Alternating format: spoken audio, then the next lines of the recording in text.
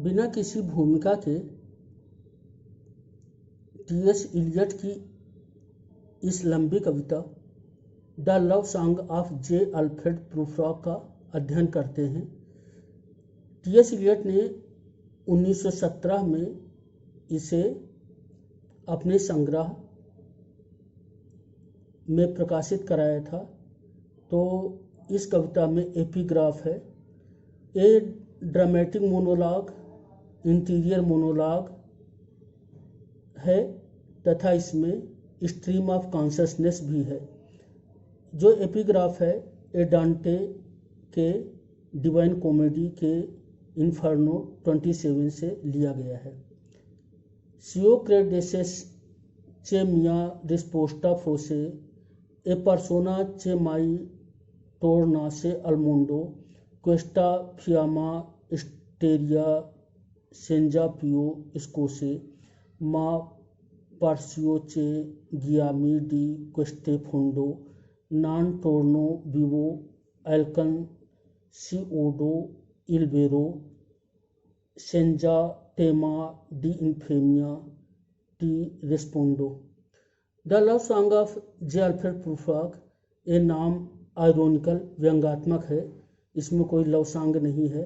इसमें आधुनिक मानव के फ्रस्ट्रेशन, उसके उम्मीदों के टूटने आदि की कहानी है। उसके जो खंडित व्यक्तित्व की कहानी है कि उसके ड्यूअल पर्सनालिटी की कहानी है या उसके जो है स्प्लिट पर्सनालिटी की कहानी है। तो इसमें एक व्यक्ति है प्रूफ्रॉक, वो बूढ़ा हो रहा है, एक सुंदर लड़की को वो चाहता है लेकिन उसे प्रपोज नहीं कर पाता है। उसका एक मन कहता है कि उससे प्रपोज करना चाहिए, उसको प्रस्ताव देना चाहिए, दूसरा मन उसका विरोध करता है। तो जो मन कहता है कि उसे प्रस्ताव देना चाहिए उसे रोमांटिक सेल्फ कहते हैं, और जो कहता है कि ऐसा नहीं करना चाहिए उसे रियलिस्टिक सेल्फ कहते हैं। तो यहाँ रोमांटिक सेल्फ और रियलिस्टिक सेल्फ के बीच में द्वंद्व है। एक को यू कहा गया है, दूसरे को आई कहा गया है। और प्रूफ्रॉक का जो व्यक्तित्व है वो टूटा हुआ है, वो विखंडित व्यक्तित्व है। इस कविता में आधुनिक शिल्प का प्रयोग किया गया है। तो कविता पढ़ते हैं। Let us go then you and I. Prufrock अपने दोनों मनों से कहता है कि आए हम चलें। When the evening is spread out against the sky, कब चलें? शाम को चलें जब आकाश में सांझ छाई हुई हो। कैसे छाई हुई हो? Like a patient etherized upon a table, सांझ उस मरीज पेशेंट की तरह हो जो एक मेज टेबल पर बेहोश कर दी गई हो। जैसे ऑपरेशन के लिए मरीज को ऑपरेशन टेबल पर बेहोश करके रखते हैं, वैसे सांझ क्या है? एक मरीज है जो ऑपरेशन टेबल पर बेहोश है। तो एक कैसी उपमा है? और ये एक मेटाफिजिकल कंसीट है और एक बड़ी अजीब सी, बड़ी बिजार सी उपमा है। Let us to through certain half deserted streets, जो आधी ये गलियां खाली हो गई हैं इनसे होकर के हम चलें। द मटरिंग रिट्रीट्स, रिट्रीट माने आवास होता है, शरण स्थल होता है। तो जो ये सस्ते सस्ते होटल हैं उनमें जहाँ पर वो लड़की रहती है जिस रिट्रीट में, वहाँ पर चलें। द मटरिंग रिट्रीट्स यानी कि जो ये सड़क है वहाँ पर जो रिट्रीट्स हैं, कमरे हैं, उनमें से आवाज़ें आ रही हैं, muttering.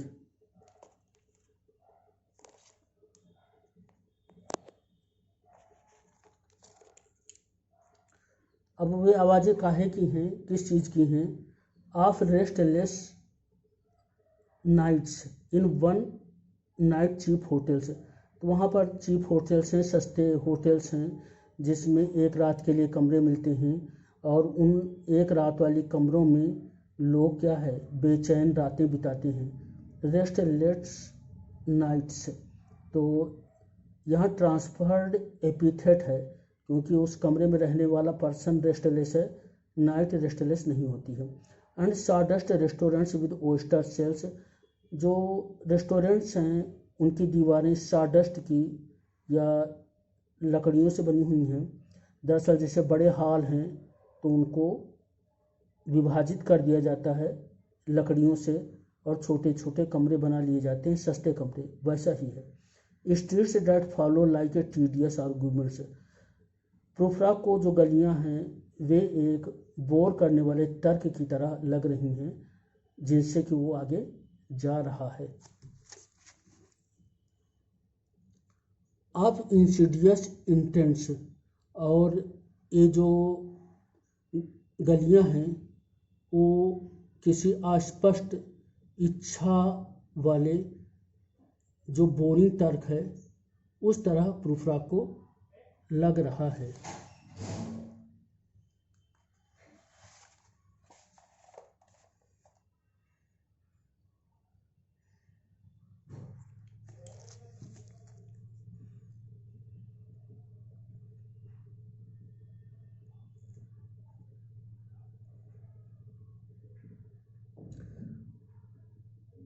To lead you an overwhelming question, oh, do not ask what is it. Let us go and make our visit in the room that women come and go, talking of Michelangelo. तो प्रूफ्राक उन गलियों से जो कि उसे tedious थकाने वाले argument जो debate होती है वैसा लग रहा है। दरअसल उसके मन में क्या है, एक डिबेट चल रही है, एक बहस चल रही है। तो उसका इंसिडियस इंटेंट, उसका एक धोखे वाला उसका विचार, अस्पष्ट विचार क्या है। एक्चुअल में प्रूफ्राक एक लड़की को बहुत चाहता है, तो उससे कहना चाहता है अपने दिल की बात को कि I like you, I love you and do you marry me. तो वे ओवरवेलमिंग क्वेश्चन क्या है, डू यू मैरी मी। तो यानी कि वो उसे पसंद करता है, क्या वो उससे शादी करेगी। O do not ask what is it, वो लड़की कह सकती है अरे ये क्या कह रहे हो, ये क्या है। तो ये प्रूफ्राक का रियलिस्टिक जो मन है वो कहता है let us go and make our visit in the room the woman come and go talking of Michelangelo. तो प्रूफ्रा कहता है कि चलें और उस लड़की से मिलें। उसे दिखाई पड़ता है कि लोग क्या है कमरे में आ जा रहे हैं। इन the room the women come and गो, महिलाएं आ जा रही हैं।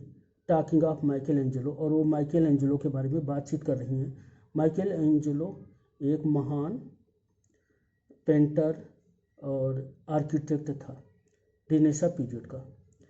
अब जो अगला पैरा है इसमें एक इमेजरी है। सांझ रात को एक बिल्ली से उसकी तुलना की गई है। The yellow fog that rubs it's back upon the window pens, पीला कोहरा फाग अपने पीठ को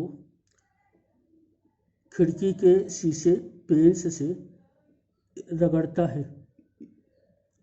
the yellow smoke that rubs its muzzle on the window panes, जो पीला धुआं है अपने मुंह को इस विंडो पेन से रगड़ता है।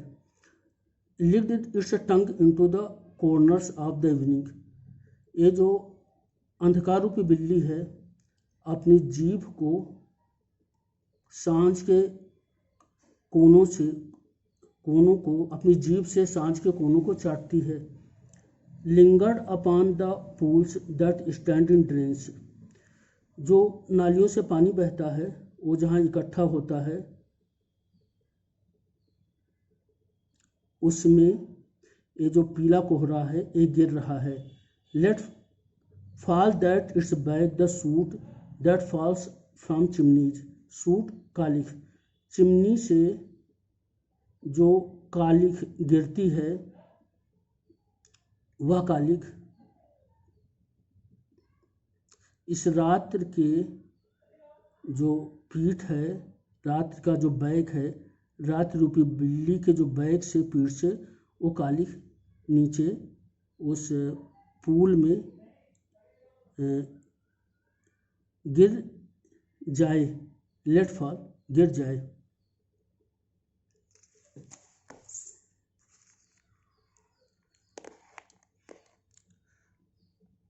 Slipped by the terrace made a sudden leap. जो रात रूपी बिल्ली है वो जो चौड़ी छतें हैं उनसे स्लिप होती है, उनसे फिसलती है। मेड ए सडन लीप, अचानक वो क्या करती है, एक छलांग लगाती है।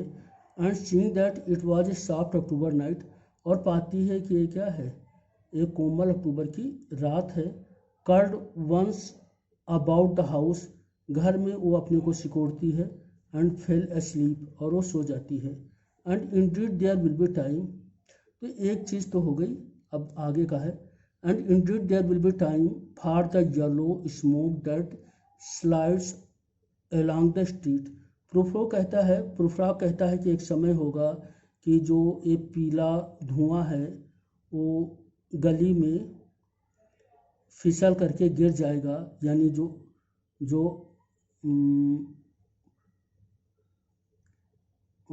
जो वायुमंडल है वो क्या है, थोड़ा सा साफ हो जाएगा। कोहरे से जो दिखाई नहीं पड़ता है वो दिखाई पड़ने लगेगा। Rubbing it's back upon the window pens, यानी जो विंडो के पेन में जो एक कोहरा है अपने को छा रहा है, उसमें चिपक रहा है, वो नीचे गिर जाएगा, तो जो हवा है वो साफ हो जाएगी। There will be time to prepare a face to meet the faces that you meet.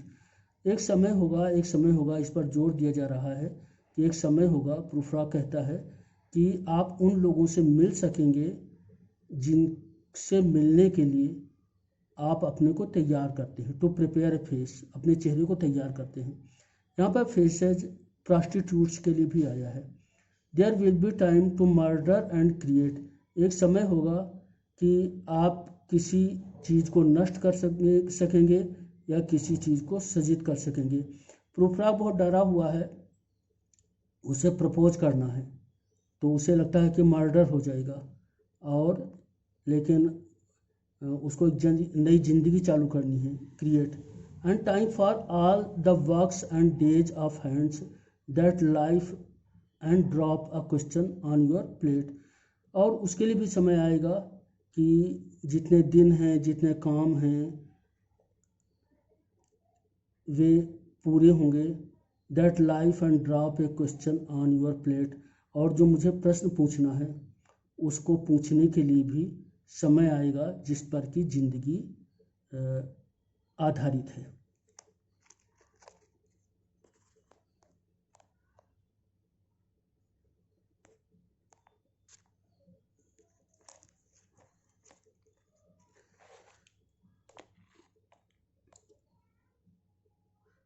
प्रूफ्राग अपने दोनों जो उसके विखंडित मन हैं उनसे कहता है, time for you and time for me, मतलब तुम्हारे लिए भी समय है, मेरे लिए भी समय है। उसके अंदर द्वंद्व चल रहा है, तो तुम्हारे मेरे यानी रियलिस्टिक सेल्फ के लिए भी समय है और रोमांटिक सेल्फ के लिए भी समय है। And time yet for 100 indecisions, सैकड़ों अनिर्णयों के लिए समय है, indecisions अनिर्णय।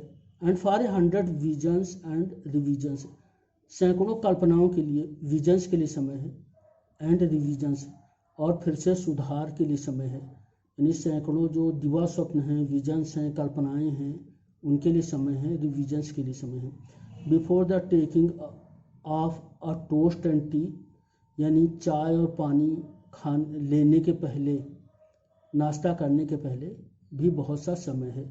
In the room the women come and go, talking of Michelangelo, तो ये तो उसके द्वंद्व अंदर चल रहा है। अब उसे वो फिर बाहर देखता है और वो देख पाता है कि औरतें आ जा रही हैं और वो माइकल एंजेलो के बारे में बात कर रही हैं। तो सच्चाई ये है कि वो बहुत ही, प्रूफ्राग बहुत ही नर्वस है, बहुत ही बेचैन है, बहुत ही थका हुआ है और उसकी हिम्मत नहीं है। तो सोचता है कि taking of a toast and T, यानी अपना नाश्ता कर लेगा तो उसके अंदर कुछ ताकत आएगी तो जा कर के वो क्वेश्चन पूछेगा, प्रपोज करेगा। And indeed there will be time to wonder do I dare and do I dare. वो कहता है कि वास्तव में समय होगा कि इस बात पर आश्चर्यचकित होने का, वंडर होने का कि मेरे अंदर क्या इतनी हिम्मत है, do I dare and do I dare, क्या मेरे अंदर इतनी हिम्मत है।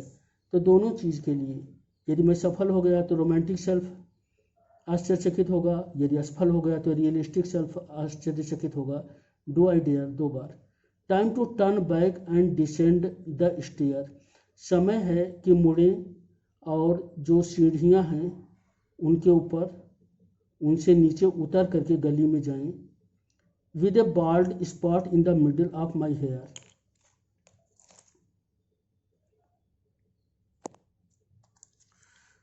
तो जो प्रूफॉक है अब वो तैयार हो रहा है कि वो उस लड़की से मिलने के लिए जाए।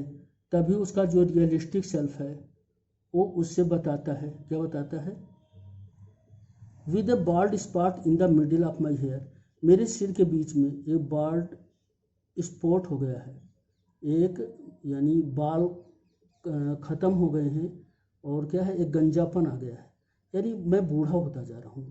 दे विल से how his here is growing thin, लोग कहते हैं कि इसके बाल कितने पतले होते जा रहे हैं। ये सब क्या है, ये बूढ़े होने की निशानी है। My morning coat my collar mounting firmly to the chin, मैं जब सुबह कोट पहनता हूँ तो उसको मैं अपनी चिन को मैं उससे छुपा लेता हूँ जिससे मेरी एज जो है, उम्र जो है पता न चले। माई नेकटाई रिच एंड मॉडेस्ट, मैंने जो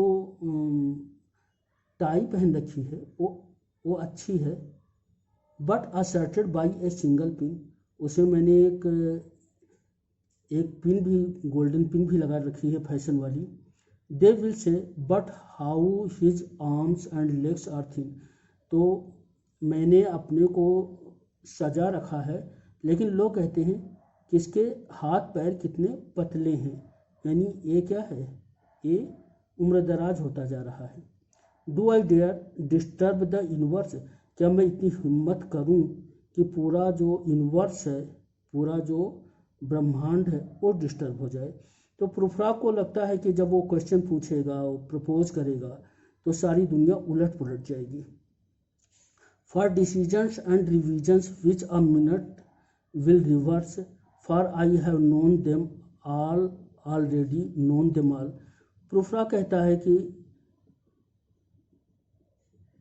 मैं उन सबको जानता हूँ और वे मुझे भी जानते हैं।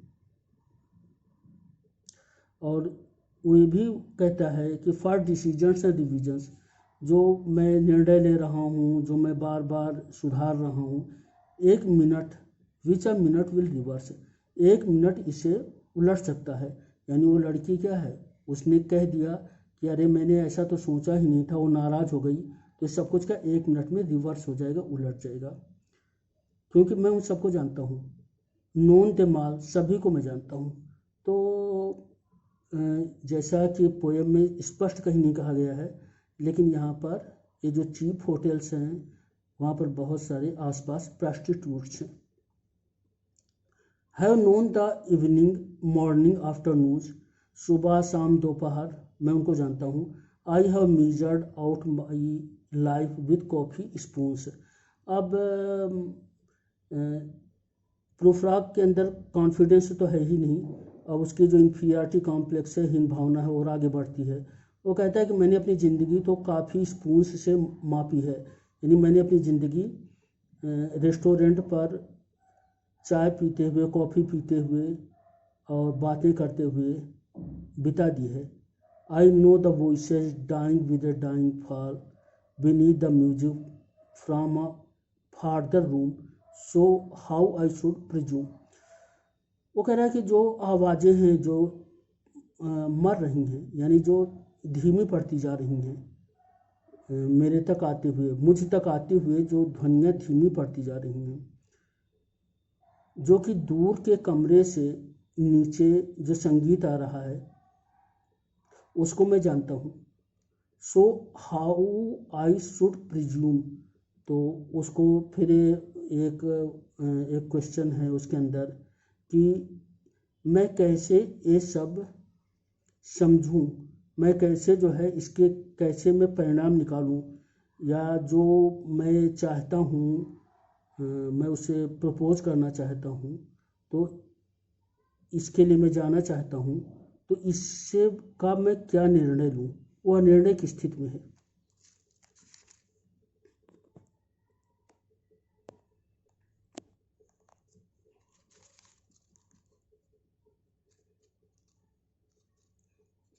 And I have known the eyes already known them all. Prufrock कहता है कि जो यहाँ पर सारी लड़कियाँ हैं इनको मैं पहले से जानता हूँ, इन आँखों को मैं पहले से जानता हूँ।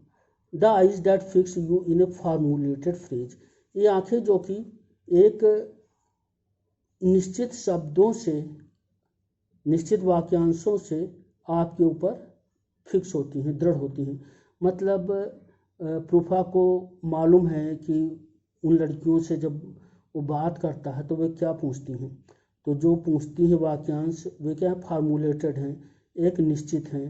वही कि हाउ आर यू, आप कैसे हो, सब कुछ अच्छा है कि नहीं, तो वही फार्मूलेटेड फ्रेज वो पूछेंगी।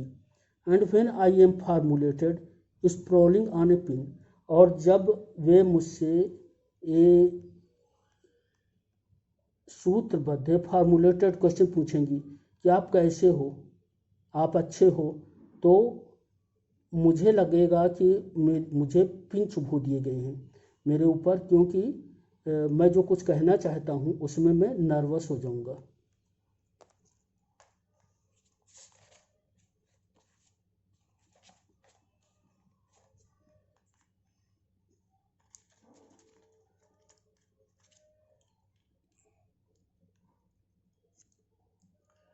व्हेन आई एम पिंड and wriggling on the wall, जैसे एक कोई कीड़ा है उससे पर आप पिंच बो दीजिए तो रिगल करता है, छटपटाता है, तो ऐसा हो जाएगा जैसे मुझे पिन करके, मेरे अंदर कोई पिन से मुझे चुभो करके किसी दीवार पर मुझे लगा दिया गया हो। मैं कोई कीड़ा हो गया हूँ और मुझे क्या किसी दीवार पर टांग दिया गया हो पिन चुभो करके, मैं छटपटा रहा हूँ, wriggling. Then how should I begin, तो जब मैं इतना नर्वस हो जाता हूँ, इतना परेशान हो जाता हूँ, तो मैं कैसे शुरुआत करूँगा। To spit out all the butt ends of my days and ways, तो देखिए butt ends BUTT butt, a cigarette का जो अंतिम छोर होता है, तो लोग क्या करते हैं सिगरेट पीते हैं, थोड़ा सा बचता है उसे फेंक देते हैं, तो वो कहता है जो मेरी डेज है, समय है, जो मेरे तरीके हैं, वो सब क्या है बट इंड्स हैं। अब सिगरेट की तरह मेरी ज़िंदगी क्या है समाप्त हो गई है, बहुत कम बचा हुआ है, मैं बूढ़ा हो गया हूँ और अब बहुत कम ज़िंदगी बची हुई है, तो मैं ये सब कैसे बता सकता हूँ। And how should I presume, और मैं कैसे एक निश्चय करूँ, ये सोचूं कि ये प्रश्न पूछने में मैं सफल होऊंगा। And I have known the arms already known them all, वो कहता है कि उन बाहों को मैंने पहले से ही मैं जानता हूँ, उन सबको मैं जानता हूँ। Arms that are braceleted and white and bare, ये बाहें जो कि बेयर हैं, नंगी हैं, वाइट हैं, यानी क्या हैं गोरी सफ़ेद हैं, ब्रेसलेटेड, और उन उन नंगी बाहों में कंगन पहन रखे गए हैं।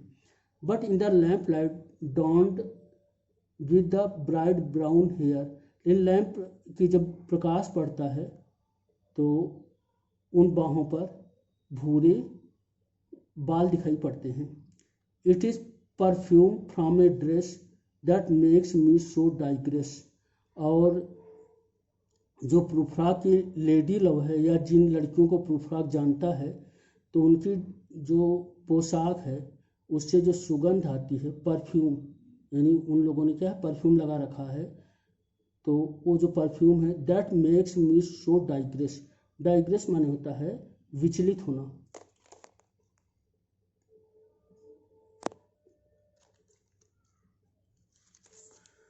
तो प्रूफा कहता है कि वो परफ्यूम क्या है मुझे विचलित करता है, So digress. Arms that lie along a table are wrapped from about a shawl. जो बाहें हैं जो टेबल पर उसने रख रखी हैं या उसने शॉल जो है अपनी बाहों पर लपेट रखा है. And should then and should then presume and how should I begin. तो मैं कैसे निर्णय लूँ और मैं उससे कैसे अपनी बात प्रारंभ करूँ. Shall I say I have gone at dusk through narrow streets? क्या मैं उससे बोलूं कि सांझ को डस्क को मैं इन सकरी गलियों से गया हूँ आया हूँ. And watch the smoke that rises from the pipes. और जो ये पाइप हैं इनसे जो धुआं निकलता है उसको मैंने देखा है. And watch the smoke that rises from the pipes. Are lonely men in shirt sleeves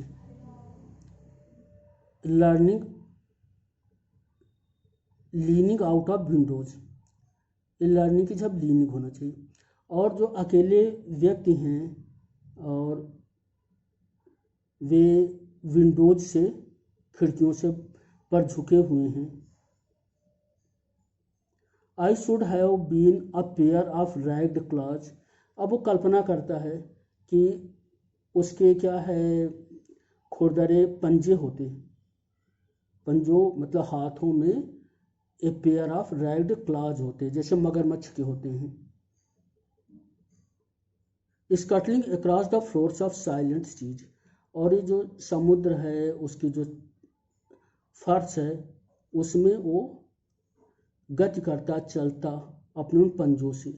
and the afternoon the evening sleeps so peacefully. और सुबह सांझ इतने शांति से वो सोता. यानी कि वो जो रेस्टोरेंट्स हैं होटल्स हैं एक बीच पर हैं एक समुद्री तट पर हैं और वो सोचता है कि समुद्र में जो रहने वाले लोग हैं जो रहने वाले जो जीव हैं प्राणी हैं ये आराम से सो रहे हैं. मैं बेचैन हूँ. काश मैं इंसान होनी जहाँ पर ऐसा कोई जानवर होता. Smothered by long fingers asleep tired are it malingers stretched on the floor here beside you and me.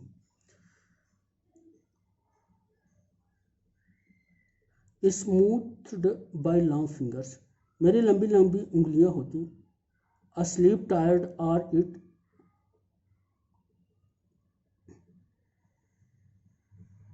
malingers.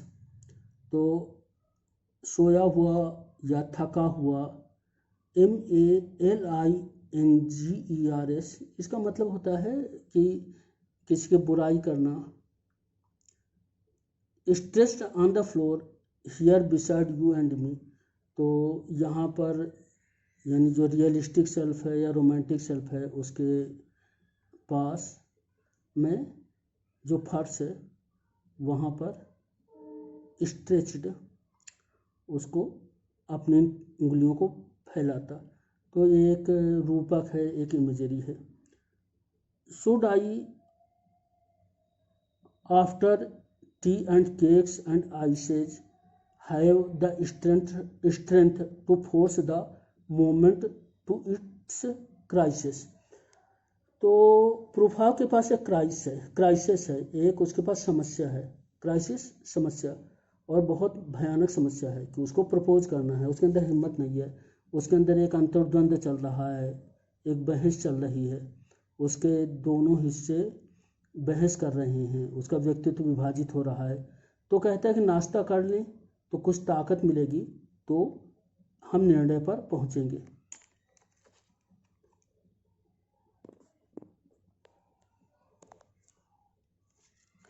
इस तरह वो डिसीजन पर नहीं आ रहा है. वो इनडिसाइसिव है अनिर्णय की स्थिति में है और चीज़ों को टाल रहा है.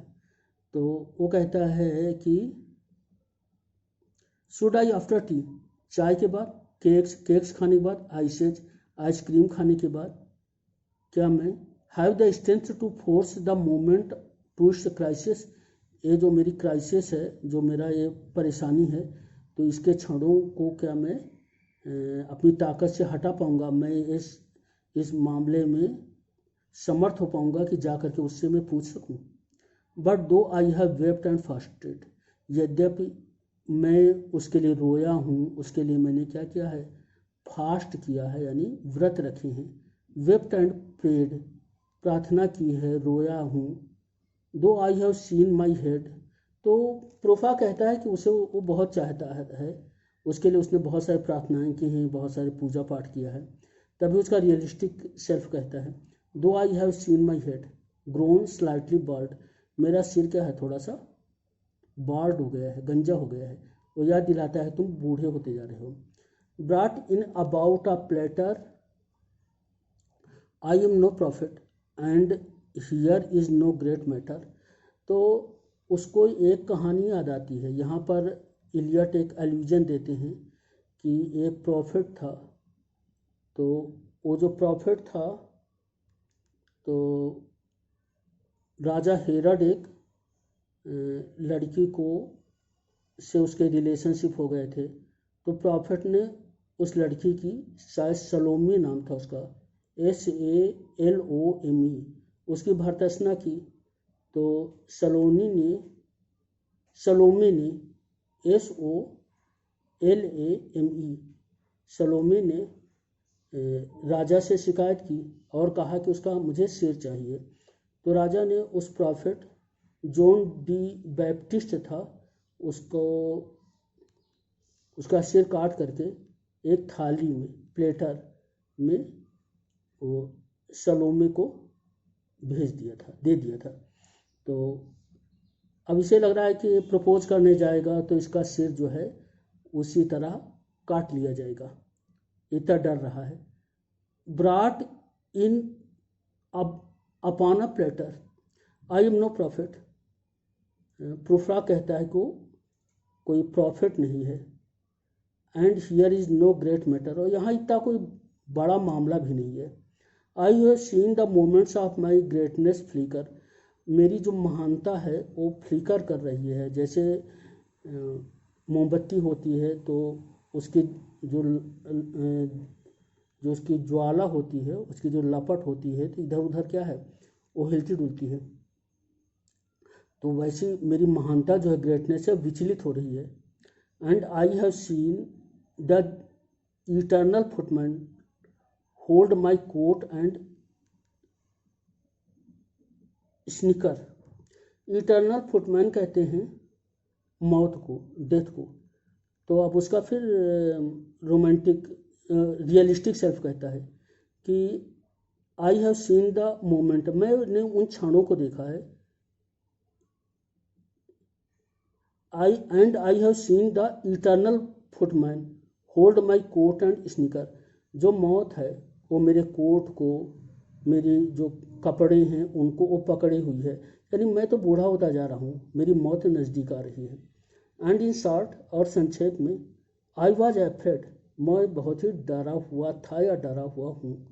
And would it have been worth it after all, after the cups the marmalade the tea, यानी कप्स चाय पी लें, मार्मेलेड एक संतरे का व्यंजन होता है, उसे खा लें, और टी चाय के कप पी लें, तो उसके बाद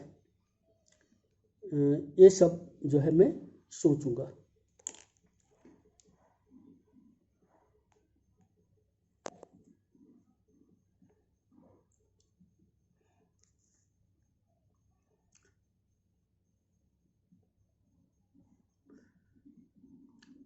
and would it have been worth it, मतलब इसकी कीमत क्या है। After all, after the cups the marmalade the tea, ये नाश्ता करना। Among the porcelain, among some talk of you and me, porcelain ये प्यालियाँ होती हैं जो चीनी मिट्टी की होती हैं, और वो कह रहा है कि जो मेरा यथार्थवादी मन है और जो रोमांटिक मन है, उनके बीच में पहले बातचीत हो जाए, तब हम एक निर्णय पर पहुँचे। अभी इतनी जल्दी क्या है? Would it have been worth while to have bitten off the matter with a smile? क्या ये उचित नहीं होगा कि एक मुस्कुराहट के साथ इस मैटर को, इस मामले को थोड़ी देर के लिए रोक दिया जाए? To have squeezed the universe into a ball, ये जो पूरा यूनिवर्स है, पूरा जो ब्रह्मांड है, उसको इतना सिकोड़ दिया जाए कि वो एक गेंद बन जाए। यानी थोड़े समय रुक जाएं और इस बारे में पूरा हम विचार विमर्श कर दें। तो दरअसल वो क्या करता है, वो समय को उसकी हिम्मत नहीं, इसलिए टाल रहा है। To roll it towards some overwhelming question, to say I am Lazarus come from the dead, यानी कोई बहुत ऐसा खास प्रश्न हो, ओवरवेलमिंग क्वेश्चन हो, जैसे कि ये बाइबिल की कहानी लजारस था, तो वो मरे लोगों से, यानी वो मर गया था, पुनर्जीवित उसे क्राइस्ट ने कर दिया था। तो come back to tell you all, तो दुनिया में आया था ये बताने के लिए कि जो मृत्यु के बाद जो लोग होते हैं वहाँ कैसा क्या होता है। तो ऐसा कोई ज़रूरी तो है नहीं, इतना बड़ा प्रश्न नहीं है जैसे लजारस के सामने था। आई शैल टेल यू ऑल, वो अपने दोनों मनों से कहता है मैं सब कुछ बताऊंगा। If one setting up pillow by her head,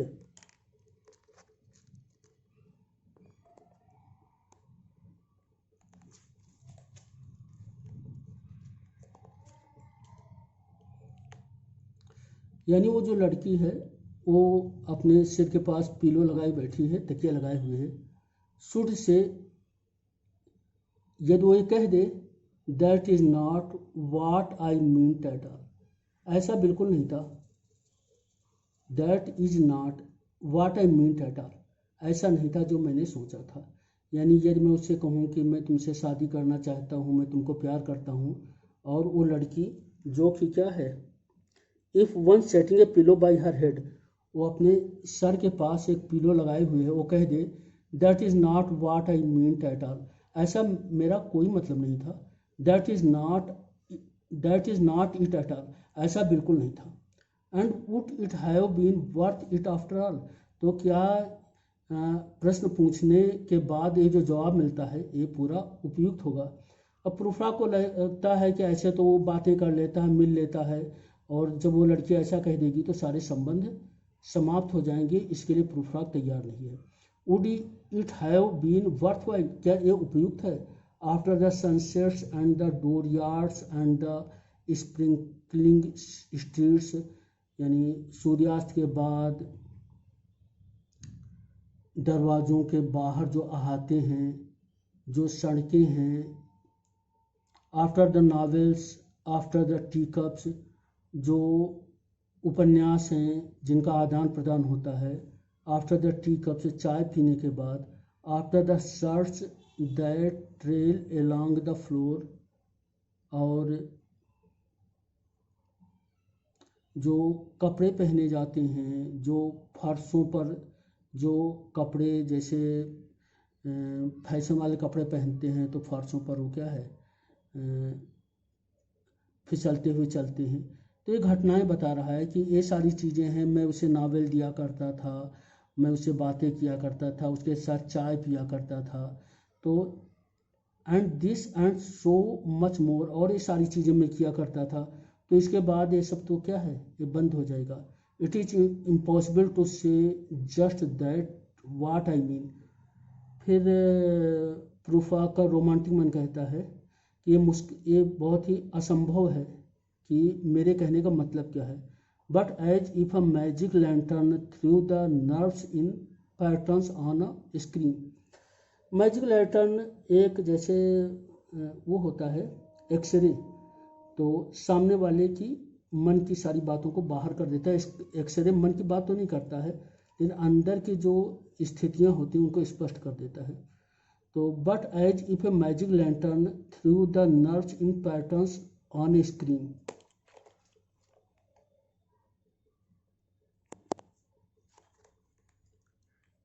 जैसे मैजिक लैंटर्न होती है और वो क्या करती है, स्क्रीन पर, पर्दे पर सारे स्थितियों को ले आती है।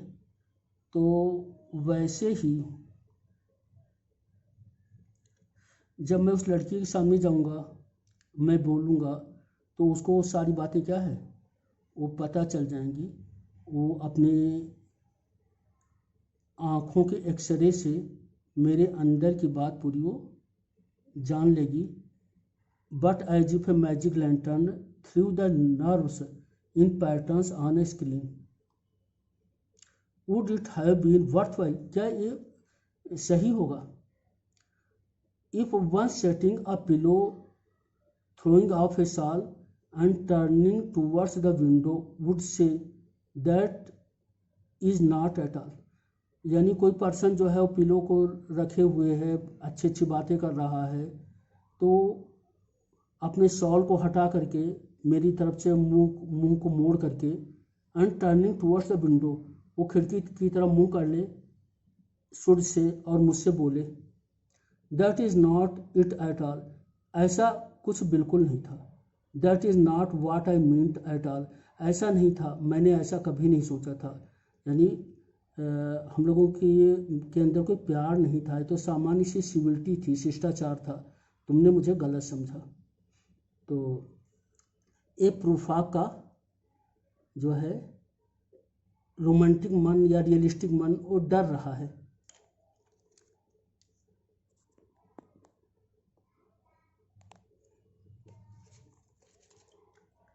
उसे प्रपोज करना है और उसको डर लग रहा है कि वो लड़की ऐसा न कह दे और वो उसके अंदर की सारी बातें न जान जाए।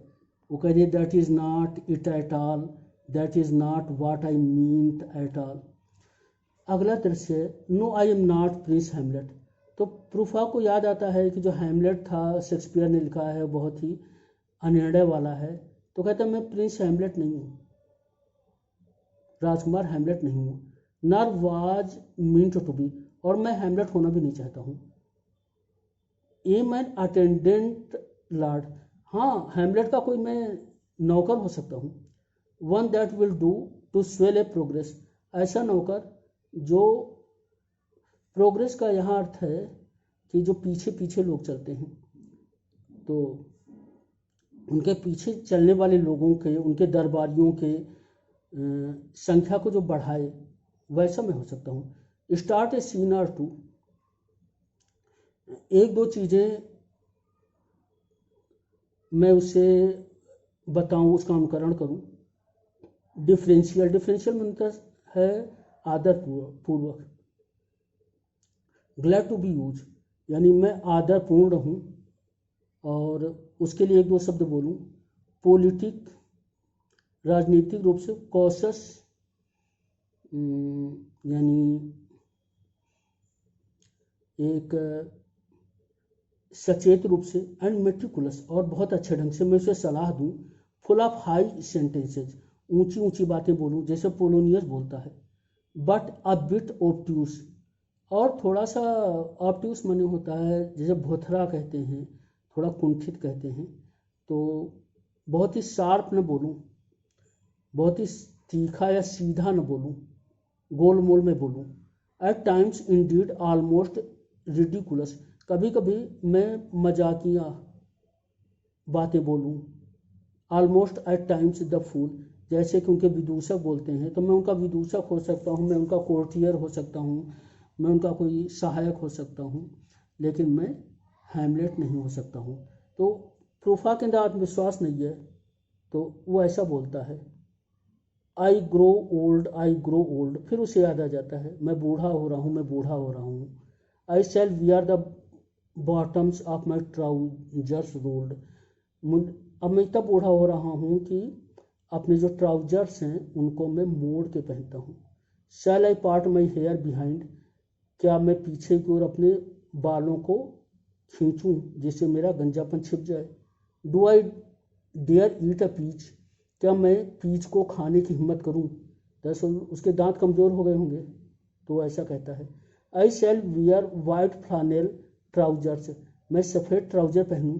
And walk upon the beach, और मैं बीच में जो समुद्र के किनारे होते हैं जहाँ फैशनेबल लोग जाते हैं, वहाँ पर मैं वॉक करूँ, वहाँ पर मैं घूमूँ।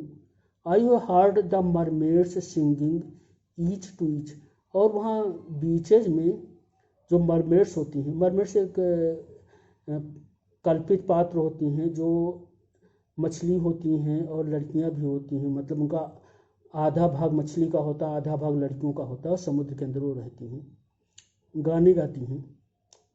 तो अब वो विजन करने लगता है, दिवा स्वप्न में चला जाता है। I do not think that they will sing to me. फिर उसकी इन्फीरियरिटी, जो हीन भावना, वो आ जाती है, और प्रूफा कहता है कि मैं नहीं समझता हूँ कि वो मरमेड मेरे लिए गाना गाएंगी।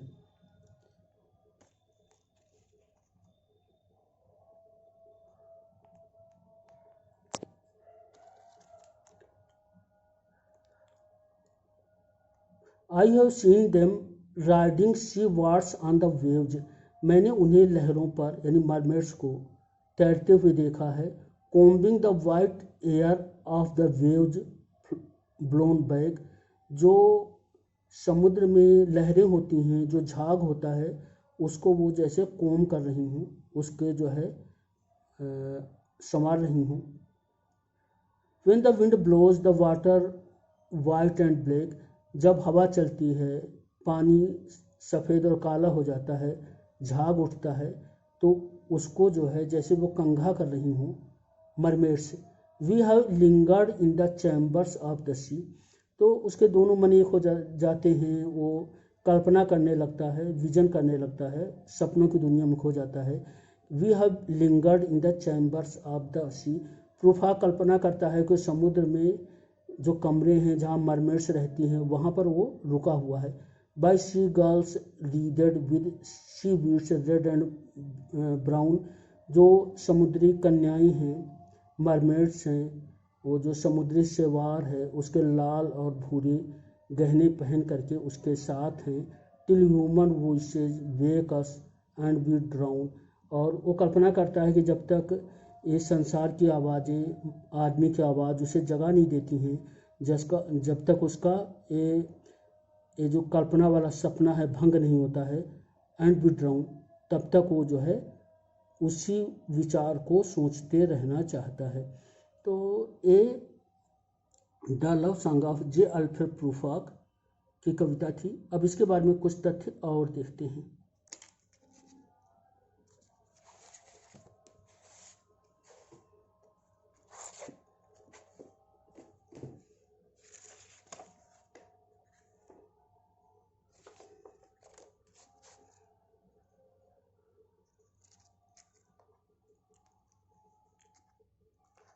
The Love Song of J. Alfred Prufrock, 1917, written by T.S. Eliot in the period of 1909 to 1912, 1909 से 1912 के समय में T.S. Eliot ने इसे लिखा था। It was published in his poetic volume Prufrock and Other Observations, 1917। Prufrock and Other Observations नामक उनका एक संग्रह था 1917 में, उसमें प्रकाशित हुआ था।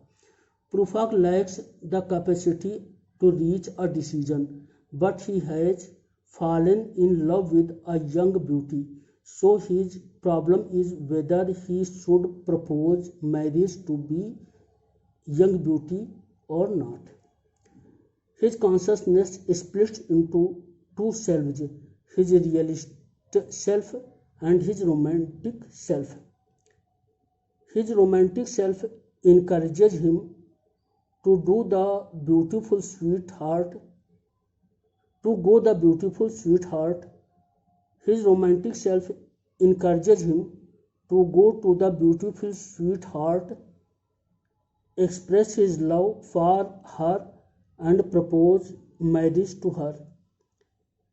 But his realist self advises him to postpone the idea because there is a lot of time at his disposal.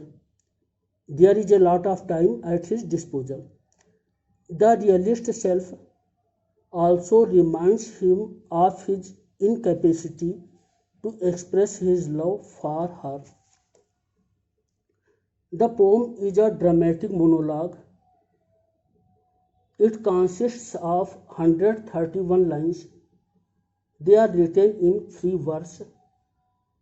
The whole poem is made up of a technique stream of consciousness.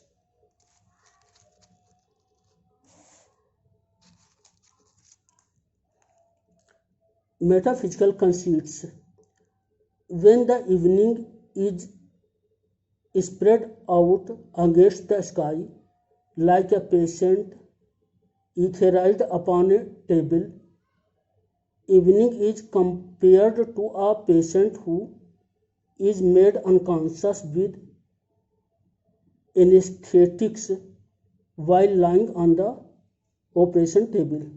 Stanza 1.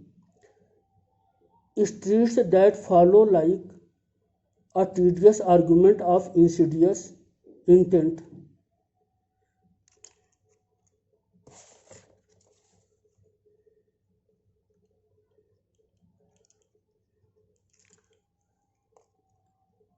Streets are compared to wearisome, tedious arguments, reasoning.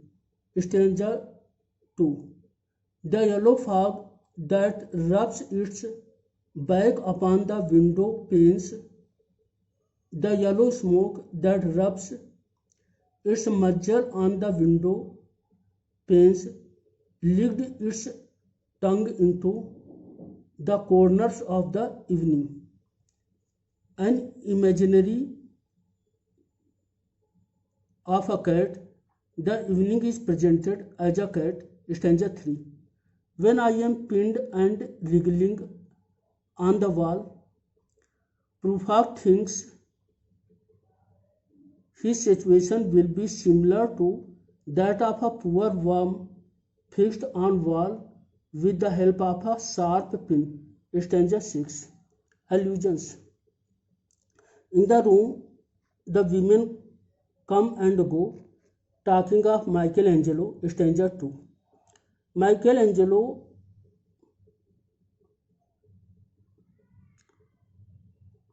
was an Italian sculptor, painter, architect and poet of the High Renaissance. Michelangelo 1475-1564 created Sistine Chapel ceiling. Sistine के गिरजाघर की छत पर उसने painting करी थी Michelangelo ने.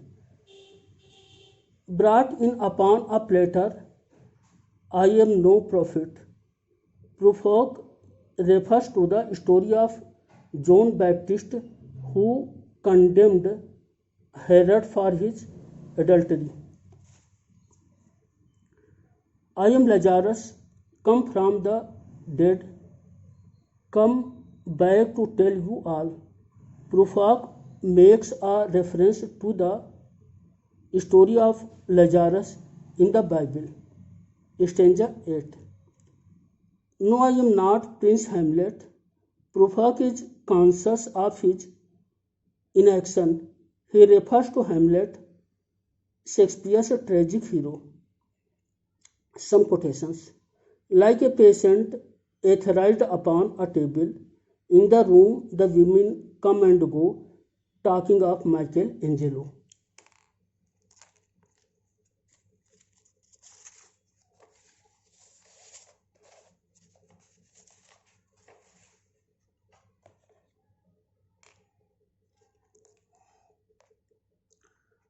To prepare a face to meet the faces that you meet, I have measured my life with coffee spoons to spit out all the butt-ends of my days.